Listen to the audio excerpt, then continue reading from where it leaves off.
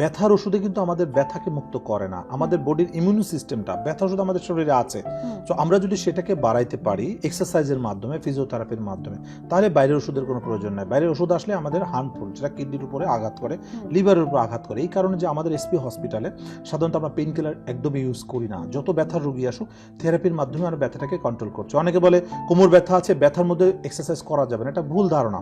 Exercise না করলে ব্যথা সারবে না। অনেক রোগী আছে ভলটারিন খাচ্ছে দিনের পর দিন, কিন্তু ব্যথা কমছে না। বাট আমার এখানে আসার সাথে সাথে আমরা পেইন কমাই দিচ্ছি উইদাউট ভলটারিন, ট্যাবলেট ছাড়া, ব্যথা ওষুধ ছাড়া। সো এই কারণে যে আসলে যে মেকানিক্যাল সমস্যা, মেকানিক্যালি কারেকশন করতে হবে, ওষুধ দিয়ে কারেকশন করা যাবে না। এই কনসেপ্ট থেকে আমাদের এসপি হসপিটাল, যেটা রিহ্যাবিলিটেশন হসপিটাল, এবং এখানে কোনো পেইন কিলার ইউজ করি না, আমরা অ্যান্টিবায়োটিকটা ইউজ করার প্রয়োজন নাই, খুবই রেয়ার। সো আমরা ওষুধ ছাড়া, অপারেশন ছাড়া আমাদের এই ট্রিটমেন্টটা করছি। এটা রিহ্যাবিলিটেশন, পুনর্বাসন ট্রিটমেন্ট।